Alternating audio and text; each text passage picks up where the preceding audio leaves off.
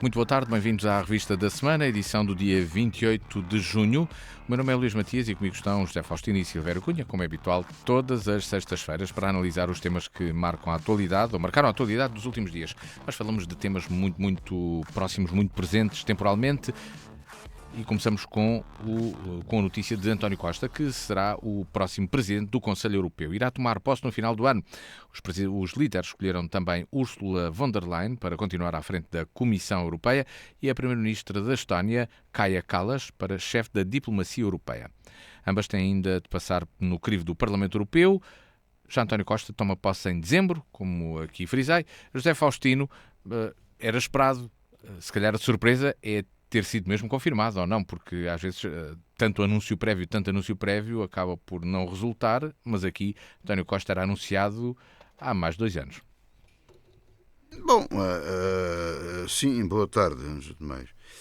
Eu, com toda a franqueza, esta situação da nomeação de António Costa para este cargo, como sabemos, o facto dos portugueses, e já temos tido muito, já temos o Durão Barroso em Presidente da Comissão, temos o António Guterres em Secretário-Geral da ONU, já tivemos, quem mais? O Freitas do Amaral, também num cargo da ONU, enfim, temos tido muita gente. E como se sabe, e de outra maneira não pode ser, o facto de ser um português a ocupar esse cargo, isso não favorece Portugal. Não. A única coisa que favorece Portugal é no prestígio que dá ao país, porque toda a gente, quando fala de uma personalidade a nível mundial, pergunta, mas que país é ele? É português. Fala-se em Portugal. Mas Portugal também não precisa de grande propaganda. Também não sublinho, nem acompanho aquela tese de que se governou mal em Portugal, e na minha opinião governou, como é que vai governar na Europa? Bom, ele na Europa não vai governar nada. Portanto, o Presidente do Conselho não vai governar, não é um poder executivo. É um poder de influência, um poder de diplomacia, vai falar com os vários primeiros-ministros ou presidentes dos países, vai, como se diz, fazer pontes em operações de alargamento da União Europeia, etc. Isso António Costa tem habilidade para fazer, eu não digo que não tenha, quer dizer, mas para mim, falando em política pura, não é? É-me um bocado indiferente ser António Costa ou não ser António Costa. Não sei se haverá lá outro com outras aptidões melhores ou não. É claro que nestas coisas, um país como Portugal tem sempre vantagem por exclusão de partes. Porque quando há países muito interessados, excluem-se uns aos outros e é pacífico que seja um que tem pouca importância. Portanto, António Costa tem não é importante e pode passar, digamos, se tiver perfil, isso eu acho que tem para fazer esse papel. Por outro lado, ele estava, vamos dizer, entre aspas, desempregado politicamente e aquilo que toda a gente dizia, agora parece que há uma teoria qualquer que a gente tanto quer uma coisa ou tanto pensa uma coisa e ela acontece mesmo. Aqui aplicou-se isso, porque eu estou convencido que António Costa nunca pensou, aqui há uns anos atrás, ser o presidente do Conselho. Não era, ao contrário do que diziam, eu achei que nunca seria isso que ele queria. Mas, como estava desempregado e a ocasião faz o ladrão, aqui neste caso a oportunidade dá para fazer estas coisas, ele aproveitou, e aproveitou bem, não tenho nada contra. Portanto, foi eleito, espero que faça um bom mandato.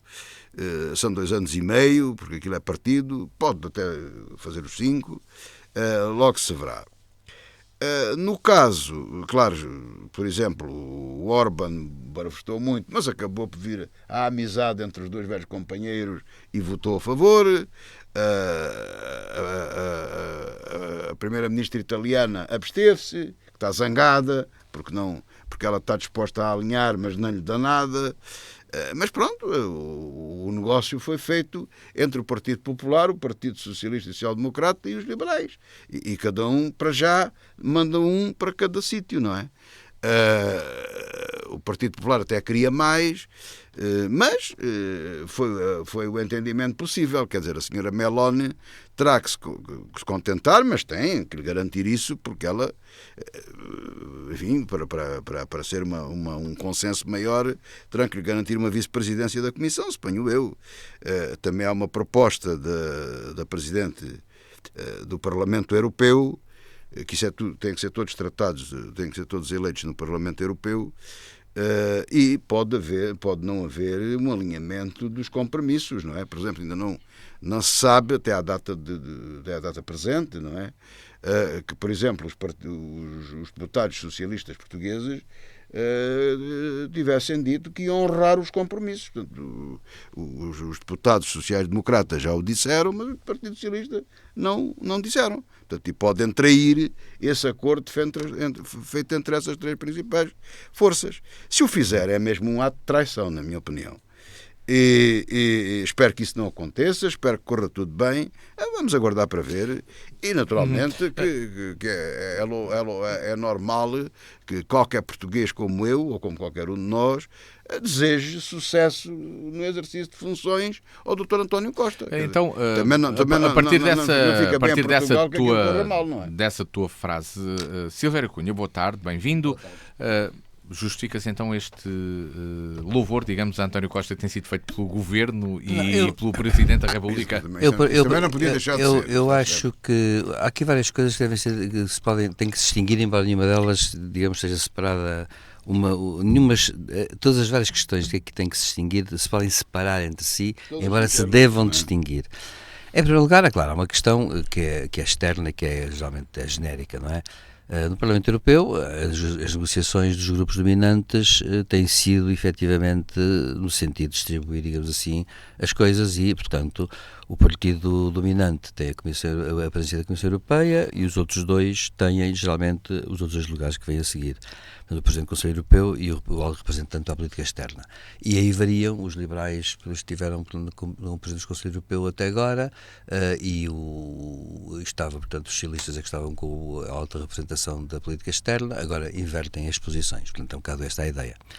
Bom, claro que tudo isto decorre dentro de negociações e depois, é claro, conta também o perfil dos candidatos, conta sempre alguma coisa, porque como depois, sobretudo no caso do António Costa, até conta bastante, mas nos outros casos é que, como o voto é secreto, este arranjo que houve entre os socialistas, sociais-democratas, Partido Popular Europeu e liberais, são 400 e salvo erro e não sei quantos votos, 400 e não muitos, mas alguns, e precisam de 361. Quer dizer que daqueles 700 e muitos deputados, enfim, se não houver alinhamentos completos, pode haver alguma surpresa.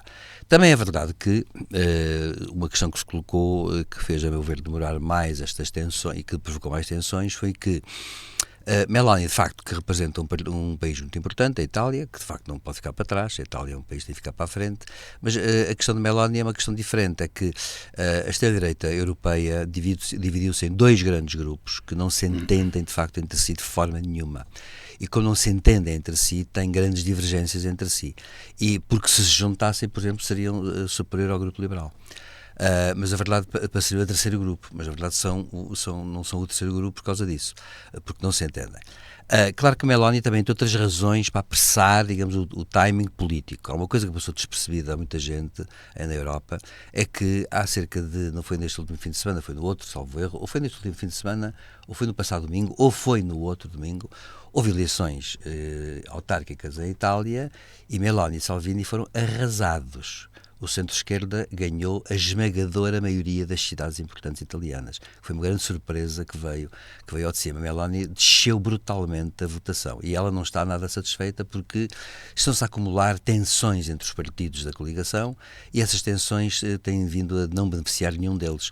E, portanto, acontece que ela, de facto, não esperava ter tido, depois das eleições europeias, que é uma coisa que é curiosa, em que ela teve um salto gigantesco, não esperava ter descido de tal maneira nas eleições autárquicas em toda a Itália, o que é uma coisa complexa porque mostra uma coisa que neste momento acho que é importante para notar em termos gerais, é que está a acontecer uma coisa, é que os eleitorados tornaram-se muito voláteis em todos os setores. em todos os setores, que é uma coisa muito curiosa. Ora bom, António Costa. Bem, António Costa tem tanta capacidade de negociação que até Orbán votou nele. E, portanto, e Meloni não votou nele porque queria qualquer coisa para a Itália em concreto e à última hora prometeu-lhe muita coisa. Aliás, Ursula von der Leyen andou a fazer-lhe festas, julgando que ela ia ter, enfim, ia ser muito influente. Não foi, porque correu mal, os agrupamentos daquela ala correram mal, ou as eleições da Itália, que pesam, pesam sempre. E acontece que Ursula von der Leyen depois abandonou-a. E ela, de facto, ficou furibunda. E, a meu ver, com razão, diga-se passagem, porque houve negociações com Giorgia Meloni. Portanto, ela se foi um bocado traída, até certo ponto foi traída pelo Partido Popular Europeu, deve dizer-se. Agora, António Costa tem grande capacidade de negociação e sempre conseguiu criar, com todos os grupos e estadistas, digamos, empatias e pragmatismos muito grandes. Ele é muito pragmático. António Costa é muito pragmático. E como é muito pragmático, consegue entrar nestes domínios todos. Reparem, Orbán é um caso muito curioso, porque Orbán é um dos estadistas europeus neste momento no poder, que de facto é profundamente radical. Os discursos dele, eu tenho andado a ler algumas coisas sobre ele e a respeito dos discursos dele, e de facto ele tem feito coisas, tem dito coisas incríveis, até a respeito da Ucrânia e tudo, incríveis, como por exemplo os polacos do PIS, que agora não está no poder, perderam as eleições, mas que o presidente ainda é desse partido, os polacos nunca disseram, que é uma coisa espantosa. Orbán diz coisas inacreditáveis, que normalmente, noutros tempos, o poriam fora. Sofria sanções para pedir o direito de voto, por exemplo. De voto e de veto, claro. Nos casos em que fosse veto, e de voto. E perderia o direito de voto. E perderia os fundos. Só a atual situação geopolítica que explica que ele não seja castigado de uma forma tão grande, porque ele tem sido... Ora bem, mas até ele gosta de Costa. Portanto, acontece que António Costa teve aí um grande êxito. Agora, por fim, não posso deixar de chamar a atenção para um ponto. Achei um bocado estranha, eu sou franco, achei um bocado estranha a mensagem do Presidente da República é excessiva. Eu fiquei comovido, como se costuma dizer, entre aspas, é excessiva. A do Primeiro-Ministro não, está correta, desempenhou o papel, ele próprio disse claramente, o dia das eleições europeias, ele foi muito claro, o Luís Montenegro, portanto, foi muito claro. Marcelo Rebelo de Sousa ontem mandou uma mensagem cá para fora excessiva e despropositada. E por fim, é para dizer uma coisa. Para concluir, então. Para concluir, é que a questão de António Costa está ligada à questão interna da Operação Influenza. E, portanto, o que é que aconteceu? Aconteceu que há um problema que aqui nós talvez vamos debater nestes dias, é que isto está a acumular as tensões a esse nível, porque, evidentemente, já se chamou a atenção para esse ponto, que é, parece, até hoje, no Diário de Notícias, David Justino, do PSD, diz claramente que o Ministério Público está alinhado com o Chega, que há uma convergência com a extrema-direita, politicamente falando. David Justino, que é insuspeito do PSD. Ora bem, foi ele que o disse. Ora bem, o que é que sucede, só para acabar? É que é verdade que a questão do António Costa foi excessiva. Porquê? Porque no dia em que foi aquilo que os observadores notaram.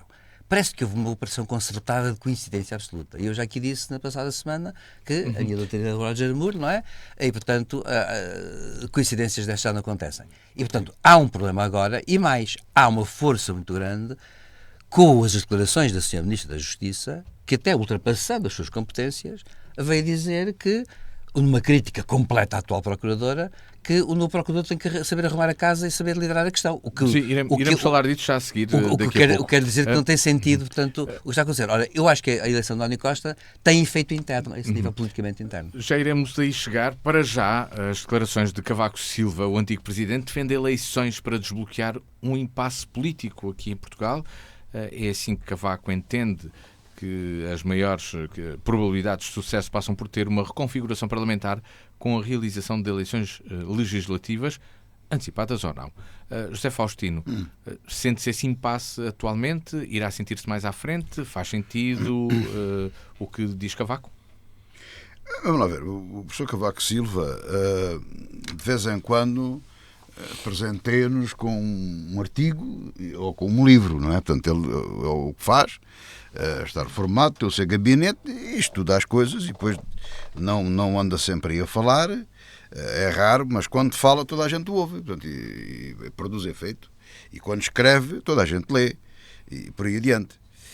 Eu ainda não li saiu hoje no Expresso, ainda não li o artigo do Vi, não deu para para ler em diagonal sequer, é grande.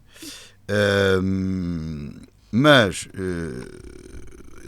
neste resumo e neste princípio que é preciso haver um Parlamento mais coeso e com maior consistência para dar suporte ao governo, isso é um facto. Quer dizer, já tivemos a triste experiência da oposição a aprovar coisas, mesmo no campo orçamental, contra a vontade do governo. Portanto, isso é sempre mau. Portanto, o governo não tem a certeza se consegue passar o próximo orçamento ou não.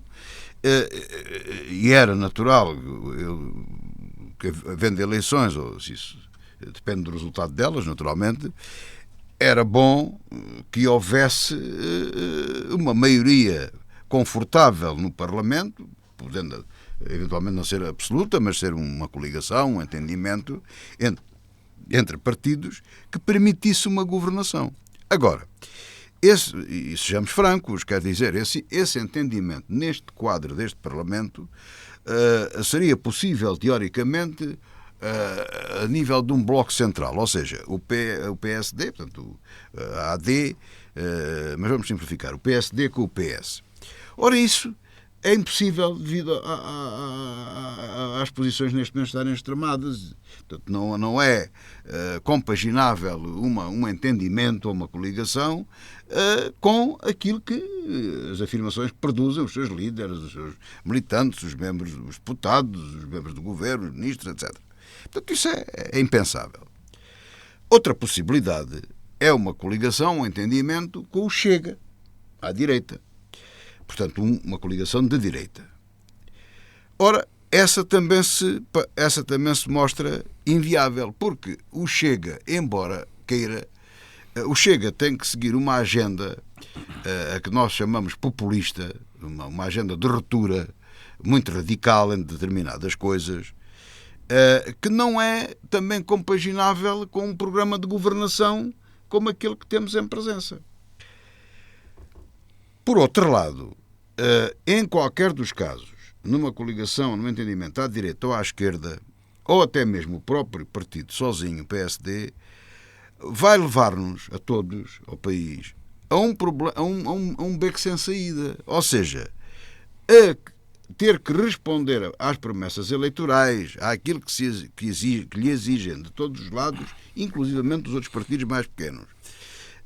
Reivindicações que o governo, a pouco e pouco, tem vindo a aceitar e que vai ter dificuldade em fazer face em termos orçamentais. Neste ano até é mais fácil, mas no futuro são despesas que ficam fixas.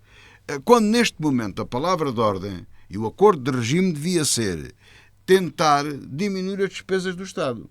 Devia haver uma tentativa, eu já não digo de fazer um orçamento de base zero, isso seria o ideal, mas de fazer um grande esforço para diminuir as despesas do Estado, para diminuir a dívida, para diminuir tudo isso. Porque o déficit já está num ponto que é de manter.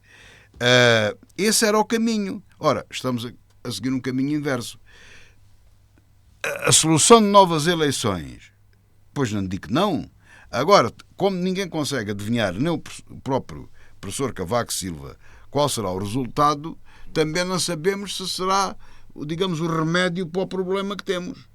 Eu tenho dúvidas, mas, salvo melhor opinião, que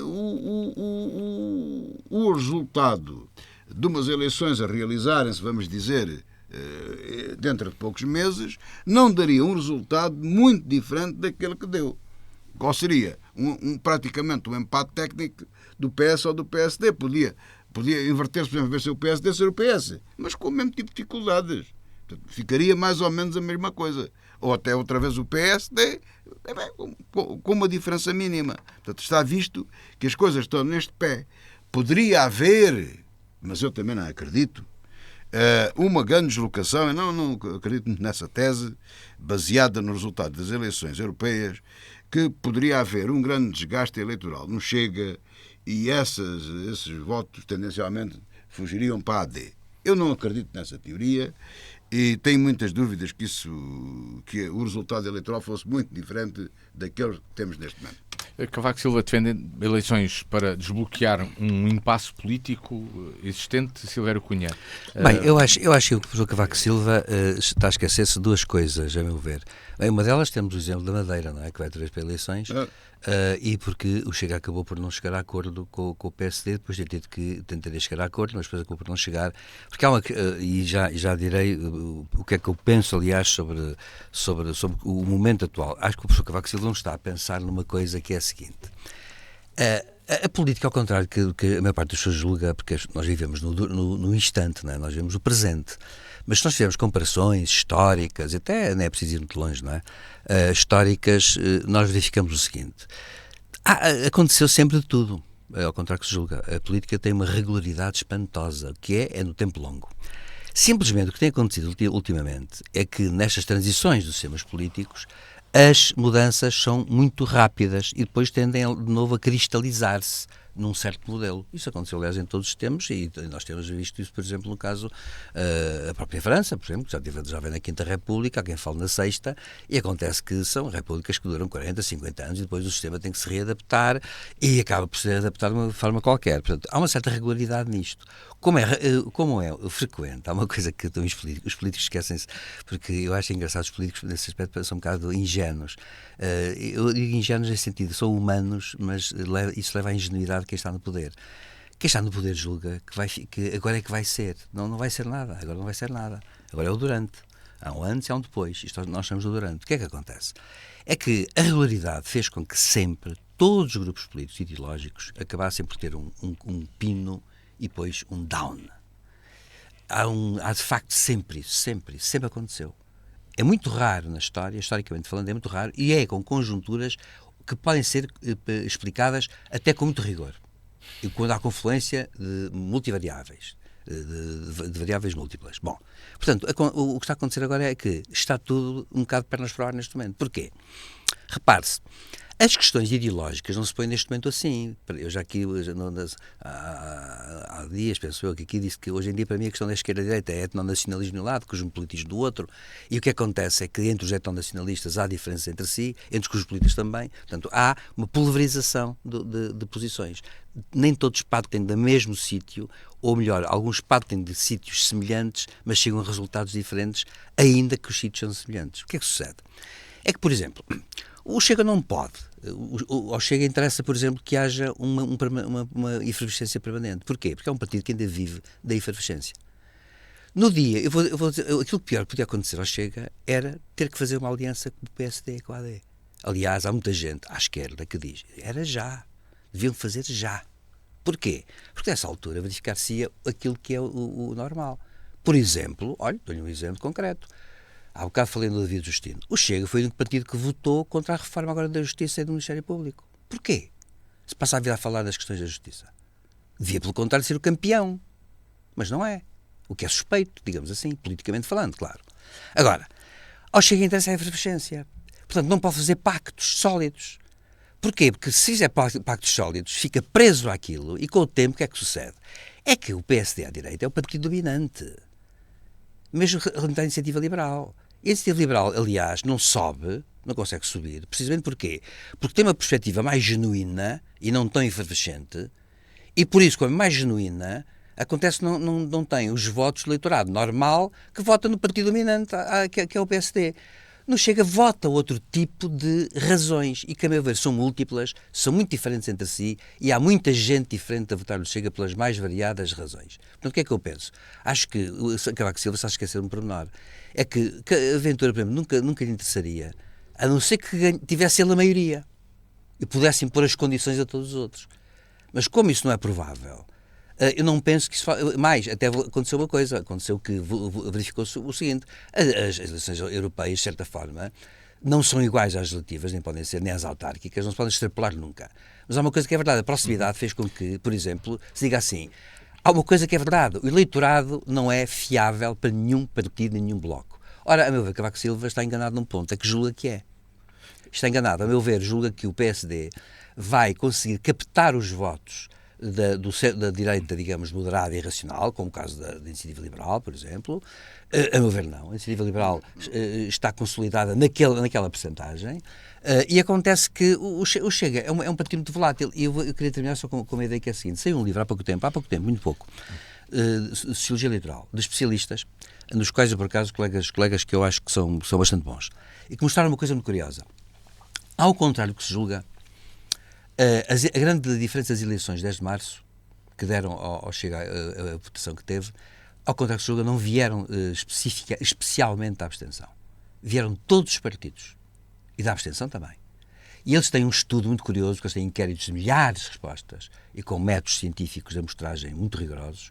Acontece que eles mostraram, havia um quadro desse livro, esse livro está à venda, vi um quadro muito curioso que mostra uma coisa curiosa, é que de facto houve uma mudança, uma transfusão de votos de um lado para o outro que mete medo. O quadro até mete medo de ver aquilo. Uma coisa imensa, porque isso é possível estudar freguesia a freguesia. E o que é o nosso país? E há freguesias muito pequenas, há freguesias muito representativas, etc. Em suma, isto só para dizer que reina hoje em dia, num momento de transição, uma grande confusão. Ou seja, uma realidade diferente do que Cavaco Silva observa. Não está a olhar para a realidade atual. Daqui a pouco vamos falar de outras eleições, a dos Estados Unidos, porque já começaram os debates, mas para já falamos da Justiça. Já estava anunciado, o Ministério Público está debaixo de críticas. Esta semana a Ministra da Justiça, Rita Alarcão Judice, deu uma entrevista na qual admitiu que há uma certa descredibilização do Ministério Público e quer que o próximo Procurador-Geral da República inicie uma nova era e ponha ordem na casa. José Faustino, já se tinham escutado expressões semelhantes, mas não do Ministro. Pois isso lá está. A política também se faz muito de tradições. Há a revelia daquilo que eu defendo, e sempre aqui tenho defendido. Eu acho o seguinte, e só para introduzir aqui aquilo que penso, nos Estados Unidos o Ministério Público depende do Ministro da Justiça. Portanto, o Secretário de Estado da Justiça é o Procurador-Geral. O Attorney General, pois. Exatamente. E eu defendo o mesmo. Portanto, exatamente o mesmo. Seja o governo for. Porque, vamos ver, é preciso perceber aqui uma coisa que é muito importante. Agora até dá para ver isso mais em pormenor, porque pode até ter-se quebrado esse princípio, mas isso, a anomalia não justifica que passe a regra. Por exemplo, o Ministro da Justiça, ou o Secretário de Estado, o Ministro da Saúde, ou o Secretário de Estado da Saúde, ou o Diretor Clínico do hospital, ou seja, quem for, não dá ordens ao médico sobre os tratamentos que há de fazer ao doente, o diagnóstico da doença que faz, não é? E a intervenção cirúrgica e tudo mais. O médico tem autonomia total para fazer aquilo que entender. A única coisa que lhe é pedida, em casos de maior responsabilidade, é um colher de opinião entre os seus pares. Uma opinião científica. Portanto, em que o administrador, aquele que tem o poder político, nada influencia. E no Ministério Público tem que ser exatamente a mesma coisa. Portanto, independentemente de quem coordena ou quem manda, há sempre a autonomia do procurador. Tem que haver, porque ele é um agente. Agora, ele também não pode estar misturado com o tribunal. Eu volto sempre à placa das Portas de Moura. Com Marca de Évora, Tribunal Judicial e Ministério Público. Não, rua com o Ministério Público ali para fora. Tem que estar noutro edifício. Eu começo por aqui, é por aqui que as coisas devem começar. O Procurador-Geral, e com todo o respeito ao Ministério Público, atenção, e a importância que isso tem que se sentar em pé de igualdade com o dos advogados, que é como estão os defensores do povo. Hein? E depois, isto não tem importância absolutamente nenhuma, estar dependente ou não estar dependente do Governo. Aliás, o Governo, com as entidades reguladoras, e com mais isto e com mais aquilo, qualquer dia não faz nada. Não é? Porque para regular a economia é o Banco de Portugal. Para regular não sei o quê, é a entidade reguladora não sei o que mais. Para regular não sei o quê da defesa da coisa pública, é o Ministério Público. E por aí sucessivamente. É claro, estas independências todas, ao contrário do que se possa pensar, e hoje isso já começa a perceber-se, especialmente nestes casos são mais sensíveis, não dão bom resultado. É que não dão bom resultado. Porque É evidente que a Ministra tem razão, portanto, e agora vamos à tradição. É a tradição, o Ministro da Justiça não se imiscuir. Ela está a imiscuir. Mas, salvo erro, agora aqui tenho uma dúvida, mas o professor vai-me ajudar. O Procurador é nomeado pelo Presidente da República por proposta do Governo.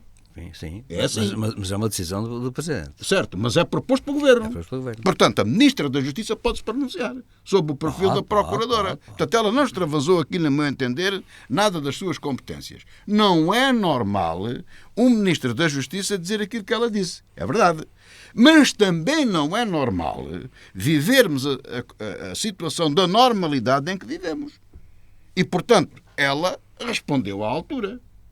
Não fez mais do que um documento que está aí assinado por não sei quantas personalidades e não é mais do que todos nós vemos.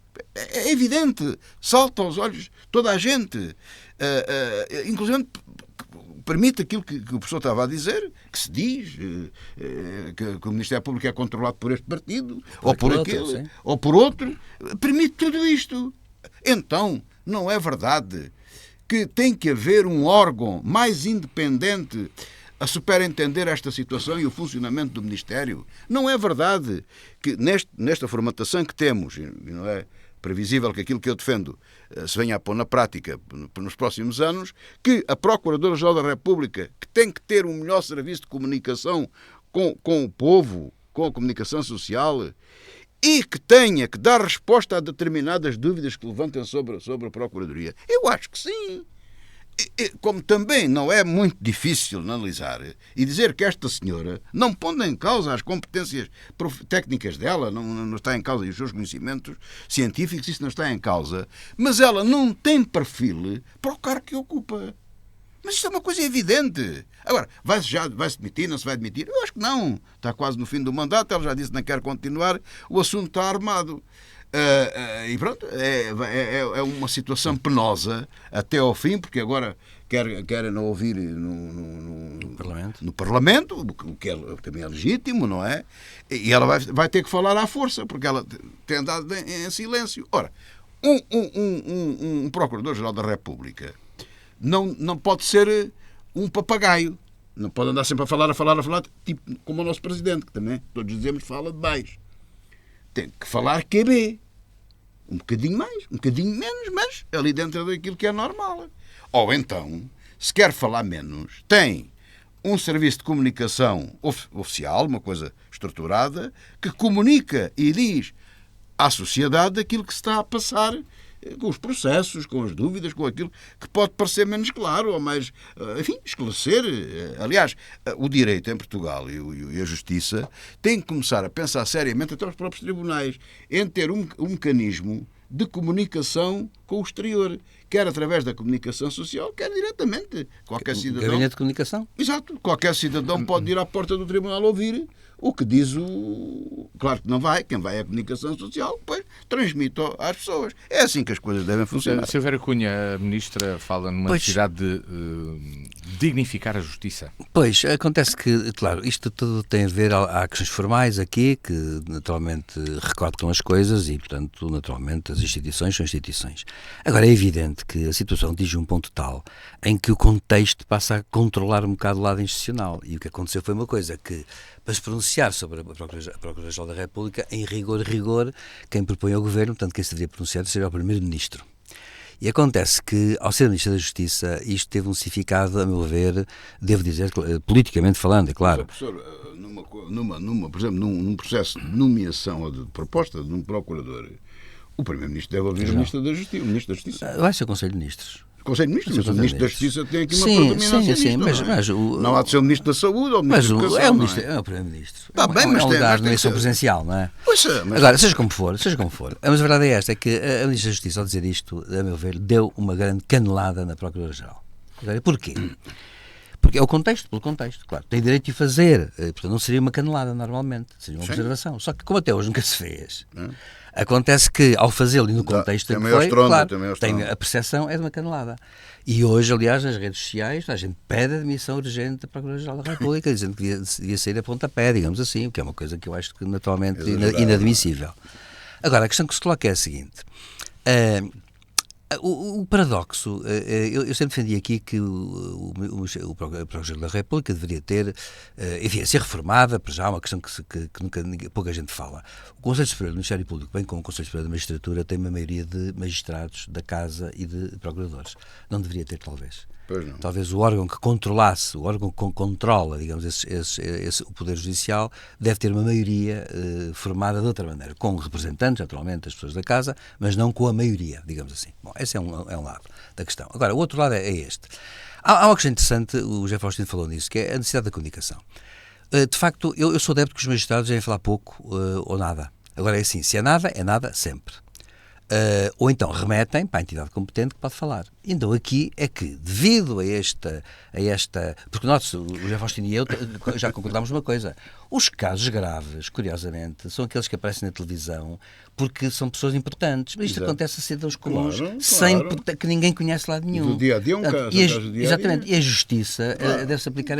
Todos nós estamos interessados em melhor justiça, porque cai sempre a alguém o pato, digamos assim, de haver um erro. E esse erro às vezes passa despercebido porque a pessoa é um cidadão normal, mas que é tão digno como os mais célebres, não é?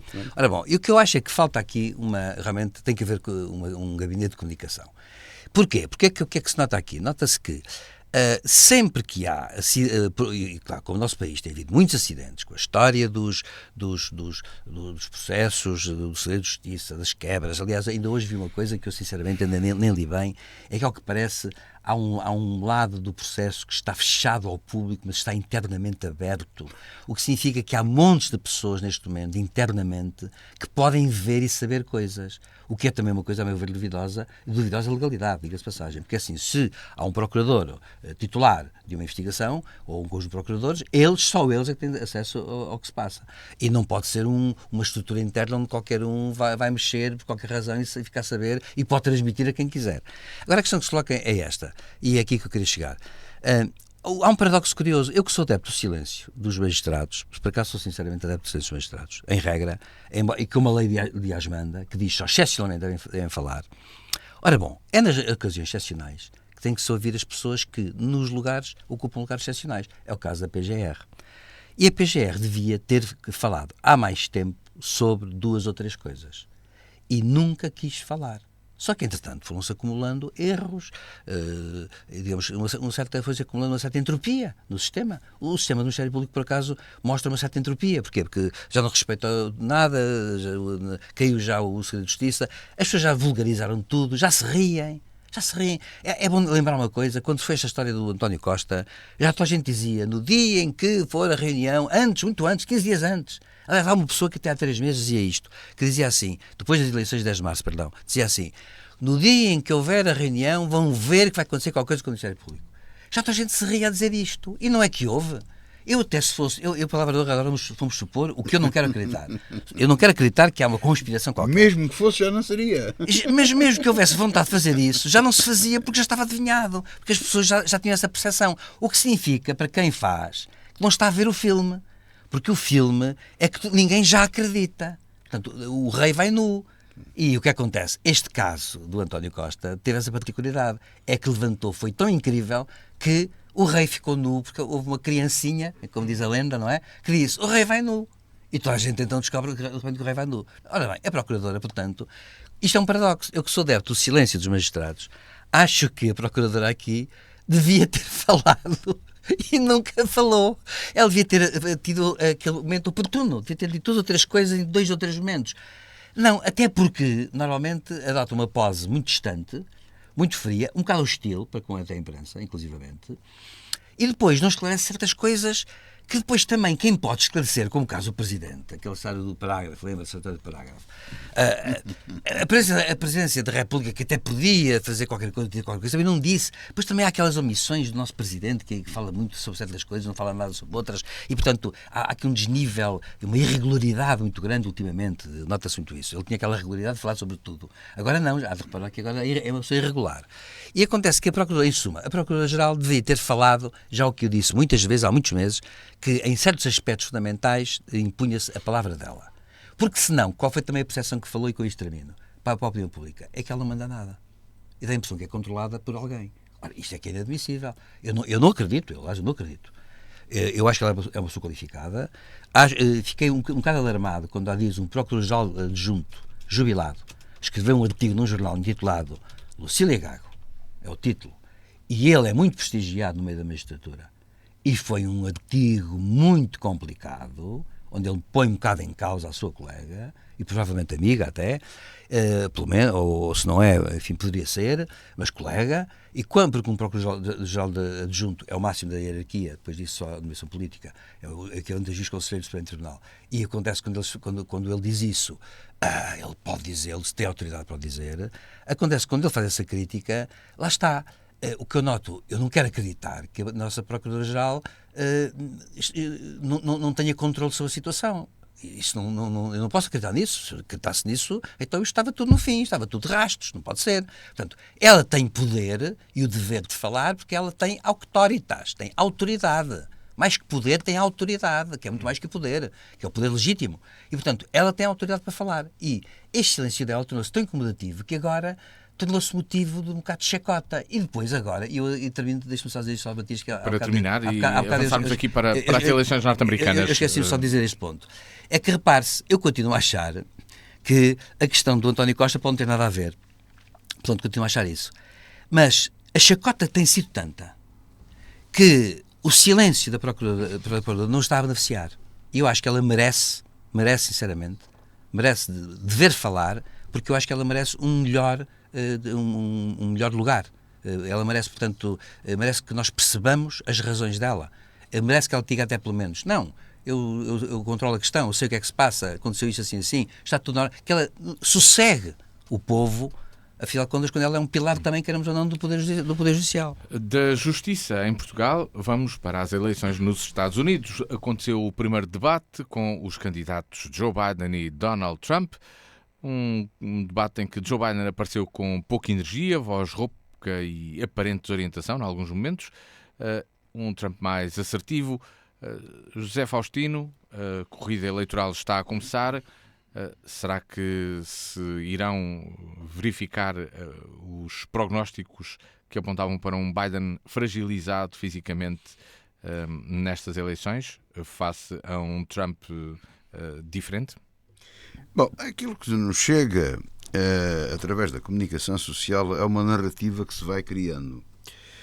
A avaliação, eu acho que a maior parte das pessoas que não viu o debate e, portanto, faz a opinião sobre o que houve na comunicação social. E a comunicação social cria uma narrativa. Eu achei uma graça tremenda. Aqui agora vou mudar de um tema assim à maluca. Agora esta derrota da seleção portuguesa foi incrível. Eu não sei se o professor viu a narrativa que se foi criando ao longo do jogo e que se prolongou depois do jogo, o que foi uma coisa extraordinária e que, na minha opinião, isto há coisas de um caso extraordinário. Numa conversa de amigos no restaurante nesse mesmo dia, sobre teorias de conspiração, que curiosamente a narrativa encaixava com as teorias da conspiração e dificilmente encaixavam com a realidade. Eu fiquei abismado, por exemplo, quando se diz, eu não sabia, não, isto não existe. Não existem seleções A e seleções B. São selecionados não sei quantos jogadores para fazer uma seleção, e o selecionador escolhe os jogadores que quer. Pois essa foi a narrativa que começou a passar. Jogadores de primeira e jogadores de segunda. Portanto, isto é gravíssimo. E, em relação ao debate, bom, Trump tem 78 anos, um jovem, portanto. E Biden tem 81, outro jovem, tem mais 3 anos que ele. Ora, Trump é um velho translocado da cabeça. E o Trump é um velho debilitado. O Biden com algum debilitado. Não que esteja incapacitado, acho que não. Agora, eu sou daqueles que defendo que não sei se seria aos 70, seria aos 75 anos, haver um mecanismo qualquer ou de uma idade mínima para que se pudesse concorrer, ou que não pudesse acabar o mandato com mais uma idade mais para a frente, sei lá, 75 anos de fim de mandato, ou 70 para concorrer, não sei. Agora não vou aqui discorrer sobre isso, mas acho que devia haver limites. Como, por exemplo, em Portugal é preciso ter mais de 35 anos para ser candidato a Presidente da República, eu acho que isso devia existir. Para idade mínima e idade máxima. Tem que haver ali uma baliza. Como no Vaticano, para os cardeais que elegem Papa. Pronto. 75 anos? Exatamente. Devia haver ali uma baliza. Aliás, a função pública também tem. A pessoa pode trabalhar, passa a sua idade de reforma, mas aos 70 anos tem que parar. Será pouco, pode servir, certo, tudo certo. Mas isso não é assim. Acresce a que os Estados Unidos, daquilo que estamos a falar, é a potência mais importante do mundo e aquela que mais nos interessa no mundo ocidental. Portanto, e tem estes dois velhos anciões, eu não vou usar-me cá idosos porque eu não gosto do termo, eu também já estou na categoria dos velhos e não me chatei que me chamem velho, idoso é que eu não gosto. Eu acho que estamos na meia-idade, desculpe lá, mas eu continuo a insistir, estamos na meia-idade. Mas, professor, eu não vou agora, eu vou dar isso de barato. Agora o ponto é este. A narrativa está para um indivíduo que é mentiroso, que já toda a gente sabia. Aliás, para dizer uma coisa, a CNN a seguir publicou as mentiras todas que ele disse no debate, que foram mais que muitas. Biden não disse nenhuma. O que ele tinha dificuldade, porque, quer dizer, também criaram regras. Vamos lá ver. Há coisas que eu não consigo perceber. Eu não sei se vocês repararam num pormenor importantíssimo. Portanto, eu também sou suspeito, sou uma pessoa da comunicação, como sou jornalista, vejo talvez as coisas que não se exige que uma pessoa que está de fora desta coisa que tenha essa observação. Primeira situação. Puseram dois velhos de pé a responder com os moderadores sentados. Sim, é extraordinário. Tem razão. Olha, eu tinha visto e não tinha reparado. Professor, eu se fosse diretor do canal daquele ou do outro qualquer, eu não permitia isso. Claro. Eu aceito, lembro-me de discutir isso com o meu amigo e saudoso Emílio Rangel, muitas vezes quando ele começou a pensar na televisão e tudo isso, ainda nem assim que existia a questão do sentado ou do levantado. Porque dizia ele que pé a coisa criou outro dinamismo, ele tinha umas teorias, aliás, era um homem muito evoluído nessas coisas todas e com quem eu aprendi muito e que recordo naturalmente com bastante saudade dele. Mas aceito isso, concordando ou não concordando, mas pôr aqueles dois homens logo o perfil de um e do outro, independentemente das idades, logo o facto de ficarem de pé beneficia Trump. Não tenho dúvida absolutamente nenhuma. E se querem dar uma ideia de dinamismo e se opta por ficar de pé, os moderadores também têm que ficar de pé. Portanto, e já que andaram a pensar tantas regras para o debate, tinham de pensar também nestas. Depois, veio a narrativa, eu não sei se isto é verdade, se é mentira, é que temos, que há uma grande preocupação e um grande alarme no Partido Democrático. Eu não sei se isto é assim, se não é. Porque eu acho que a esta distância... Não, mas, professor, a esta distância... Já era. E ontem mas claro, mas eu sei lá. Mas eu não sei, mas quer dizer, não sei se isso é forjado, se não é. Porque há pessoas interessadas também em ocupar o cargo, não é? Claro. E não é novidade para ninguém que num debate de 90 minutos que Joe Biden possa ter uma dificuldade de raciocínio, porque não era permitido ter um assessor ao lado, ou passar uma coisa no intervalo, quer dizer, pode-se parar o debate para fazer publicidade, e não se pode, no intervalo, fornecer um dado ao político, não é? Por exemplo, Mário Soares enrolava as contas todas, eram os assessores que lhe passavam os papéis, portanto isso nunca fez dele um mau político. Ou seja, com regras tão rigorosas, eu acho que não é de estranhar nada do que aconteceu. Era de adivinhar aquilo que estava a acontecer. Agora, aí uma tragédia tremenda. É uma tragédia para a Europa e para o mundo termos estas duas pessoas como candidatos. Agora, eu com toda a franqueza digo o seguinte: do lado republicano não conheço, não me pronuncio. E do lado democrático também conheço mal. Mas há pessoas, como estão no poder, que me saltam à vista e dizem assim: aquele talvez, aquele não, aquele talvez não. E com toda a franqueza, também não vejo grandes alternativas. Este é que é o ponto e esta é que é a dificuldade. E depois, para as próprias leis americanas, e o professor também pode aqui dar uma ajuda nisto, parece-me a mim que não é fácil, na convenção democrática, inverter tudo isto que está encaminhado.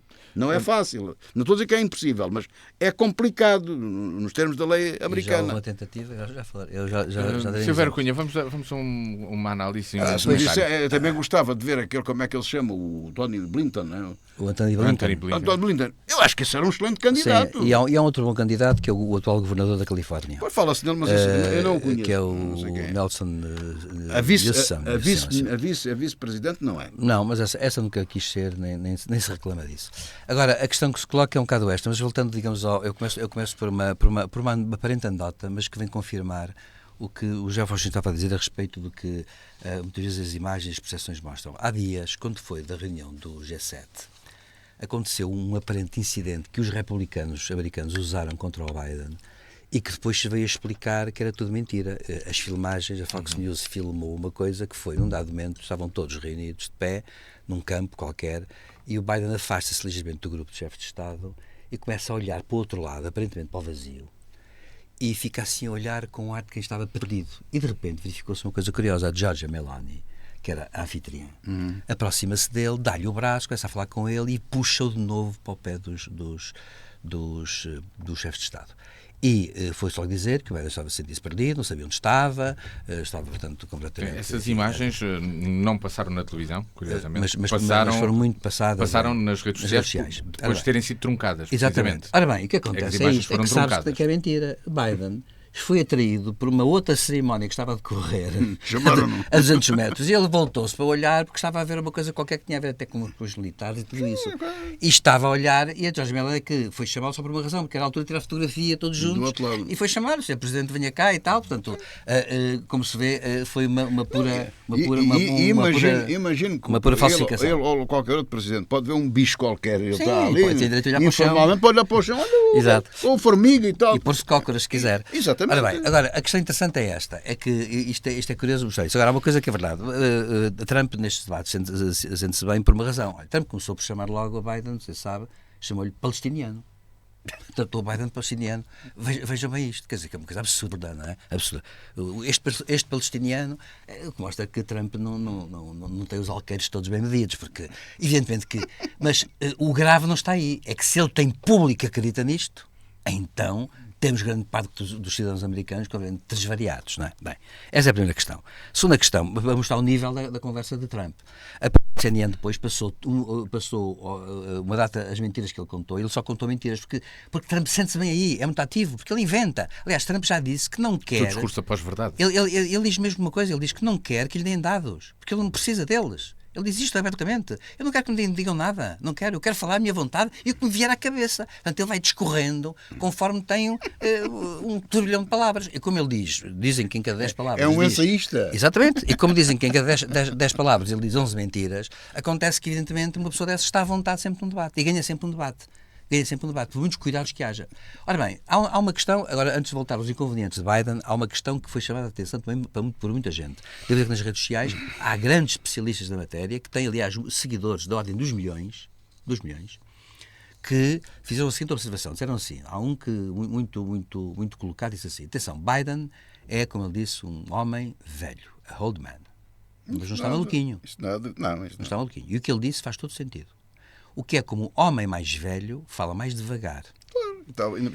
E o público tende a olhar para as pessoas que falam mais devagar e são mais velhas como sendo incapacitadas e tende a não querer ouvir. Porque depois do outro lado temos um Trump que fala brum, e tem uma torrente de palavras, em que vai chamar palestiniano ao presidente americano. Portanto, é claro, isto não é compatível. Quer dizer, a reflexão, Biden refletir lentamente sobre questões económicas, onde ele tem tido êxito, deve dizer-se, com o Trump não funciona. Com o trumpismo não funciona. O trumpismo está no outro escalão. É outra coisa. Eu não sei que é pior nem melhor. É outra racionalidade. Portanto, não tem o mesmo código. Não tem o mesmo código. Bem, agora há uma coisa que é verdade, que é a seguinte. Biden, no entanto, como tem 81 anos, é claro que, mesmo sendo eleito, teria pela frente mais 5, o que significa que iria para os 86, mais, não, são 5. 4, isso, 4, tem razão. O que significaria que teria já 85 anos, o que também não é fácil. Agora, candidatos. Há um pró e um contra, que é o que eu vejo aqui. Temos um exemplo. Houve um caso que aconteceu nos Estados Unidos e que foi uma tragédia para o Partido Democrata, que foi com Lyndon Johnson. Lyndon Johnson resolveu não concorrer em 31 de março de 1968. E acontece que, ao não concorrer em 31 de março de 68, a Convenção Democrática teve que arranjar um outro candidato, que foi Hubert Humphrey, e acontece que foi uma catástrofe e que perdeu contra Nixon. E quando Lyndon Johnson, deve dizer, foi dos presidentes que teve, das eleições de 64, teve venceu o candidato republicano com 68% contra 25%. Assim, foi o presidente que até hoje esmagou mais o seu adversário. Ora bem, Johnson, que era aliás doente cardíaco e que morreu aliás pouco tempo, não durou muito, ele viveu pouco tempo, sofria muito do coração. Johnson, de facto, acabou portanto, não quis concorrer. E o Partido Democrata não foi capaz de ter tempo para arranjar um candidato à altura.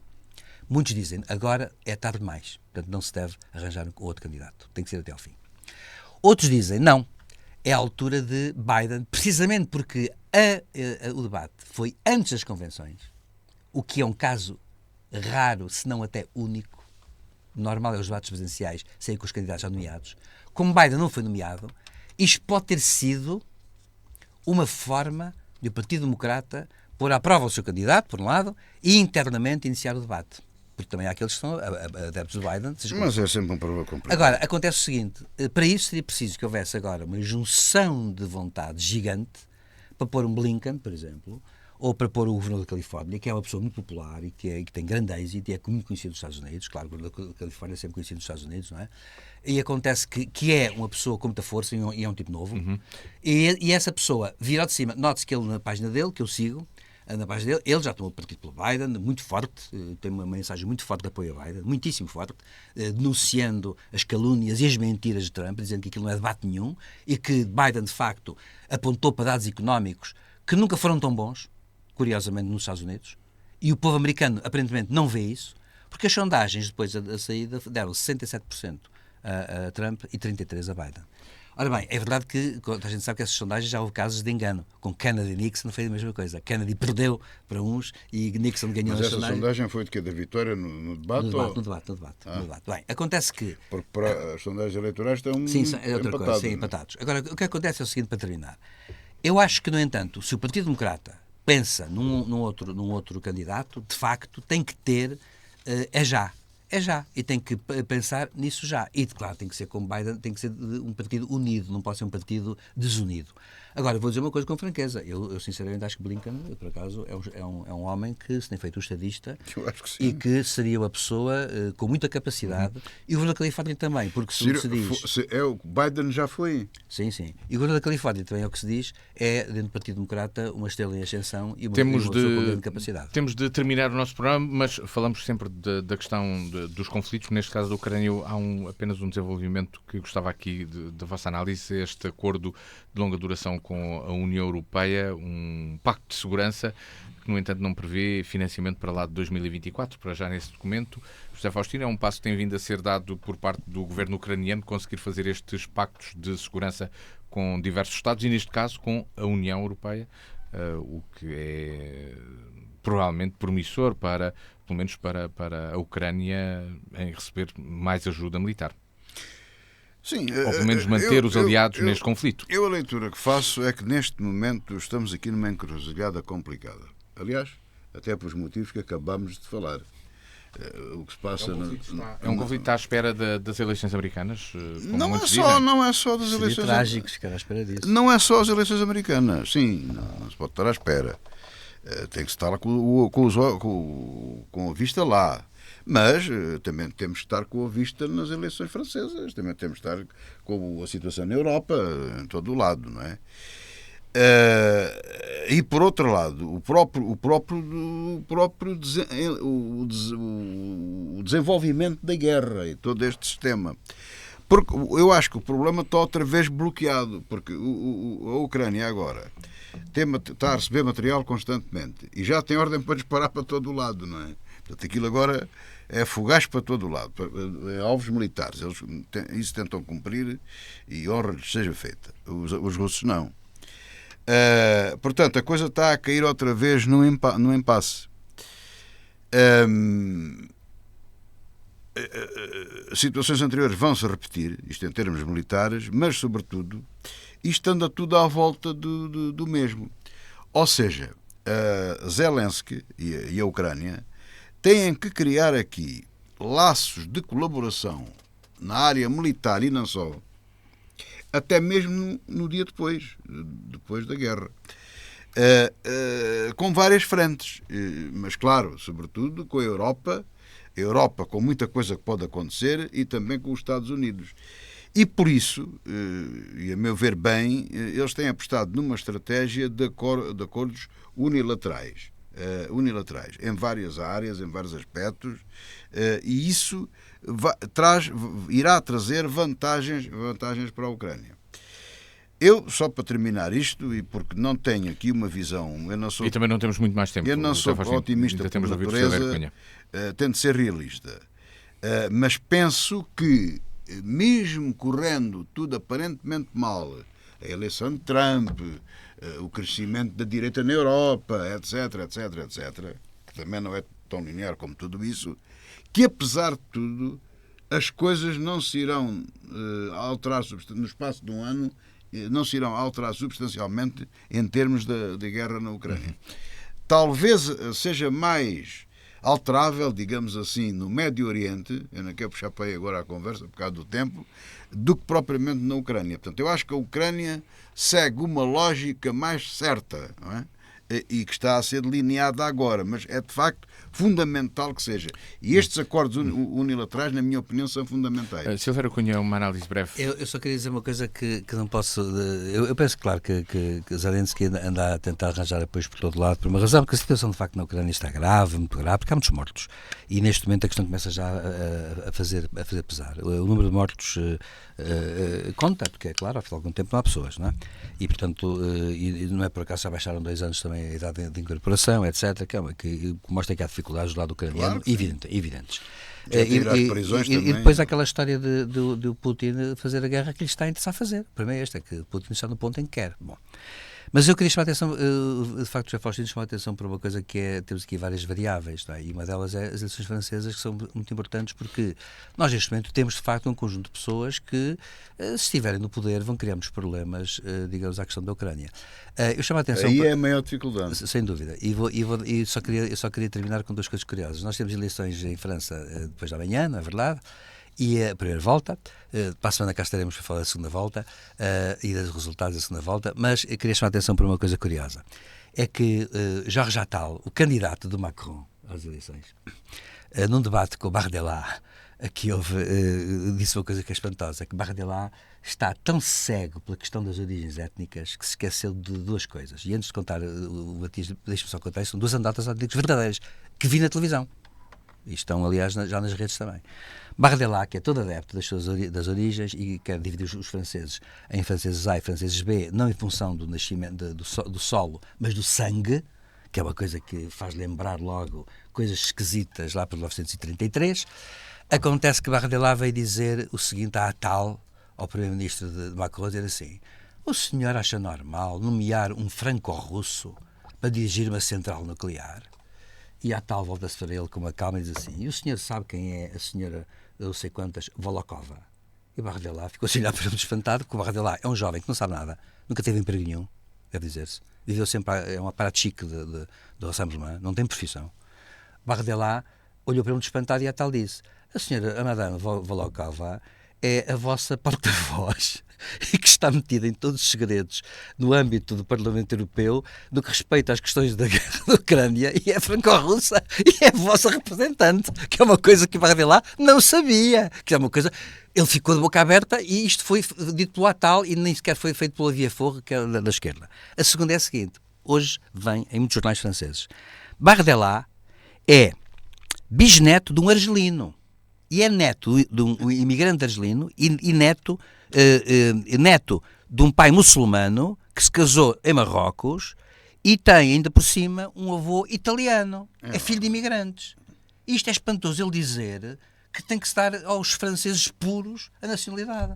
Ele até tem de facto um apelido italiano, de facto é verdade. Mas é pior ainda, é que tem na família argelinos islâmicos e muçulmanos. Este homem pode ser primeiro-ministro da França? Pergunto eu. É uma questão que hoje estão a perguntar muita gente nos jornais em França. É isto.